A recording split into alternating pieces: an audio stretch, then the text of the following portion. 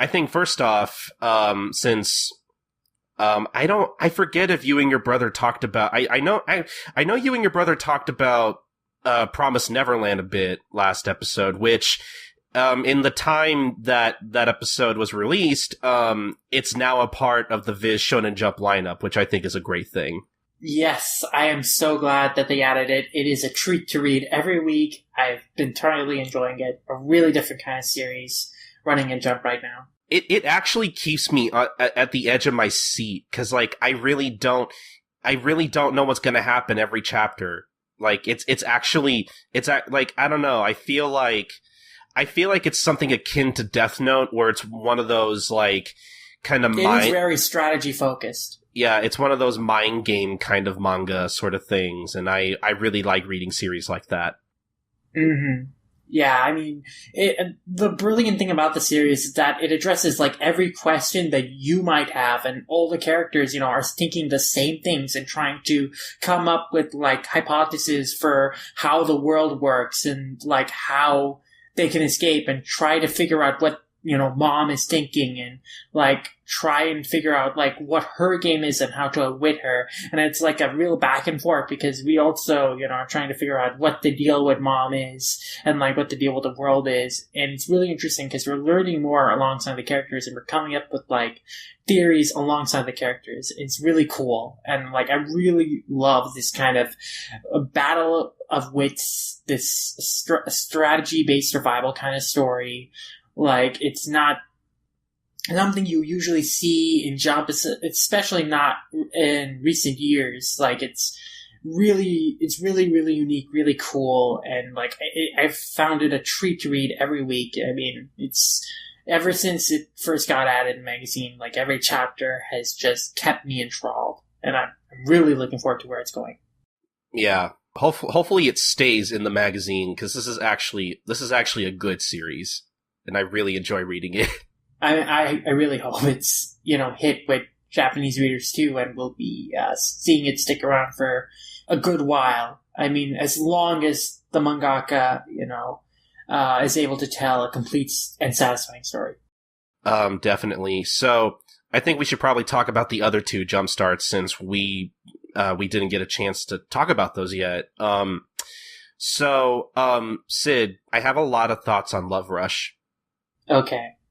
And my thoughts are, they're pretty concise, but I think they, I think they say what I need them to say, and I think I know how to get my point across when I say this. Next thing, please. Like, I'm joking, but like, I don't know, like, I guess I kind of sort of knew what series it was probably going to be going in, just judging. And I hate judging a book by its cover, but sometimes with anime and manga, it's pretty easy to do, as much as I hate to admit that. God, like, not even 5 pages in, and I already thought it was bullshit.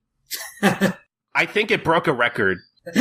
Oh, this guy is genetically, super hunk. Like, all women are drawn to him because he's genetically, like, super handsome looking. Like, it's like the uber male gene. Oh, also Monster Girls, because apparently that's a popular thing right now. It is a popular thing right now. Like, ever since Monster Musume, there's been, like, hordes of new series that are all aping this Monster Girl premise. I mean, I'll give it this. Some of the art I thought wasn't too bad, but, like, yeah, I read the first chapter, and I immediately didn't want to read anymore. I just wasn't interested.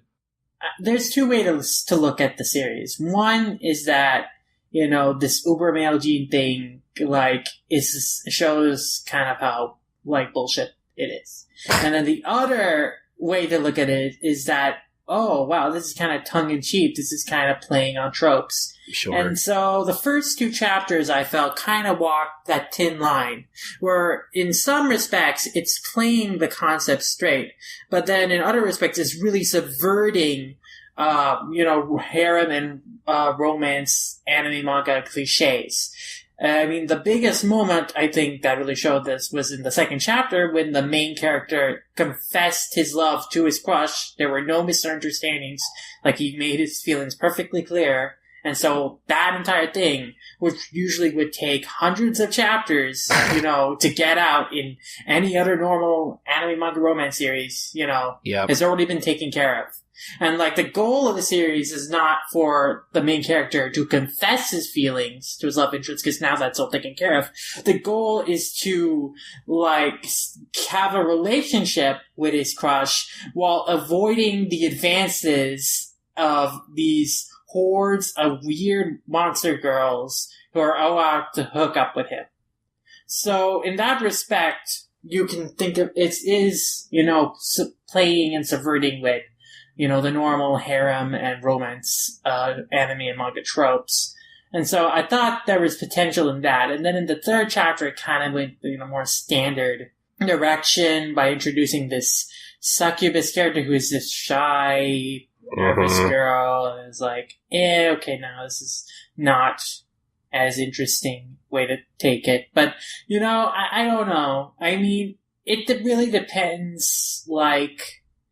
I could see the series going either way. I think that, if it focuses on, like, playing with tropes and kind of subverting, like, the normal cliches, I think that, it has potential. But if it just is going to put all of that subversion in the first two chapters and then it's just going to play the rest of it kind of straight, then it's not as interesting. Because, that third chapter, like, I was, optimistic reading the first two chapters. I was noticing, there's some cleverness here. And the third chapter is like, this is pretty standard. It's not very interesting.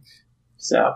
I do remember kind of skimming through chapter 2, and I did notice that the main character guy does confess his feelings to his childhood friend and all that stuff pretty soon. And I thought that was decent.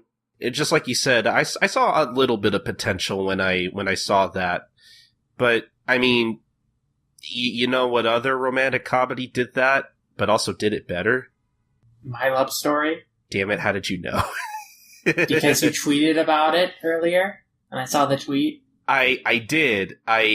That's what I think about Love Rush. If you want a good romantic comedy, an actual good one, go watch and or read My Love Story. That's a good romantic comedy, an actual good romance. Yeah, one of the few series that actually shows a couple working through a relationship, being in a relationship, as opposed to the series being about them getting in a relationship, which is very much welcomed. And I want to go on record and say I can't stand romantic comedies. I hate rom-coms. I just don't like them. I don't think they're entertaining. They just make me upset, especially when it comes to anime romantic comedies. But My Love Story is good. I love it so much, and everybody should go read it or watch it. Yeah, My Love Story is pretty great. I'm pretty sure that it's not the only series that focuses on a couple in a relationship. Oh no, totally. But it's definitely one of the very few I've seen. I definitely really enjoy it. It's not my favorite. Maizane Koku is still my favorite. There's a lot of other things in Maizane Koku kind of like backing that series. But yeah, My Love Story is definitely one of the best romance series you can read. Well, there you go. Lastly, the last of the three jumpstarts we got recently, there was a Red Sprite, which I read all 3 chapters of, and I really like it. I'm not really sure what else to say about it, except I guess they get, like, the series gets to the point pretty fast in some respects. But I think overall, I think what I like most about it is I kind of like the aesthetic and the setting of the series. It's very, I don't know what you would want to call it. Steampunk. It's very steampunk, very, very Western. I feel like at times I'm reading like Full Metal Alchemist. And I mean that in the sense of its aesthetic. I don't think it's necessarily as good as Fullmetal Alchemist. It's got the same... It's interesting you make the comparison, though. I mean, I remember someone on the Shonen Jump podcast made that same comparison. Yeah, because I feel like there's some parts of the manga that are sort of drawn like how Fullmetal Alchemist would be drawn, like especially when it comes to like some of the lightning effects and everything. I don't know, Sid. You sound a little less enthused. Do you have any thoughts on Red Sprite? It's pretty solid. It has a good, steampunk vibe that sets it out from other series in Jump right now. It has, a pretty, likable main character who's pretty, your standard shonen hero, but he has a lot of charisma. Yes.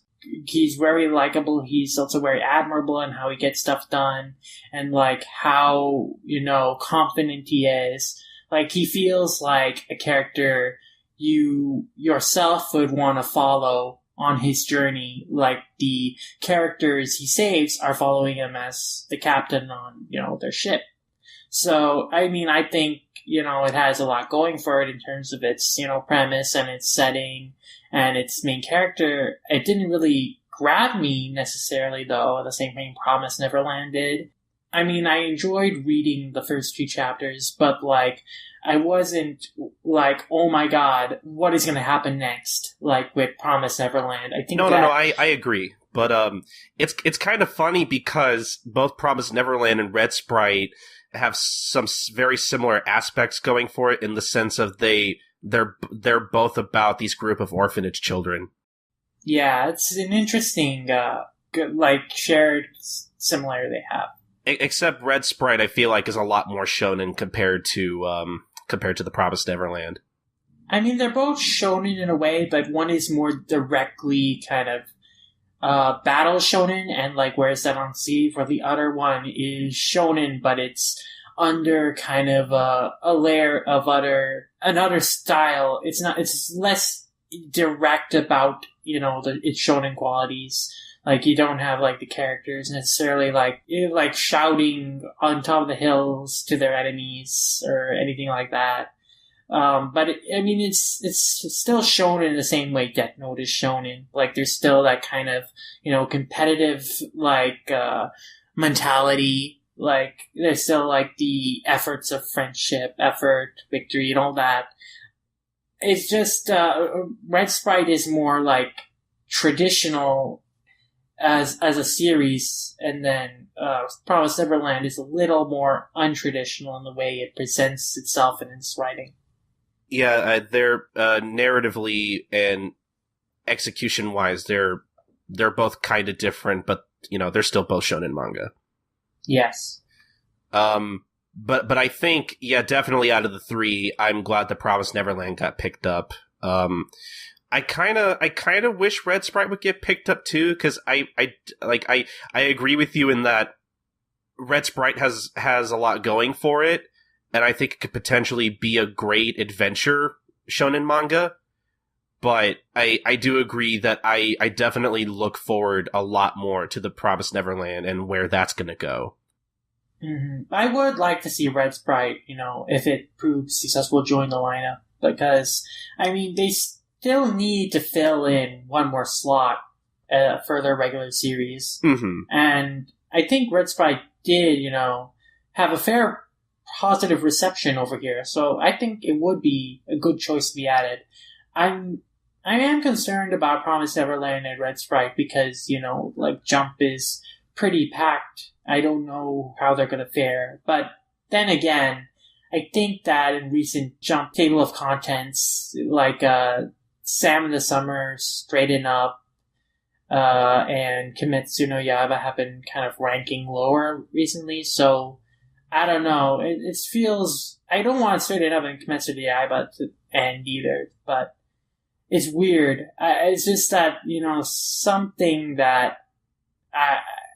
something's gonna have to... if these series prove successful, something's gonna have to, end to make place for them, or for some series to continue, these series are going to have to end. So for sure, I definitely want to see. It's just hard right now. I don't know, like, how the table of contents in Jump is just so all over the place now.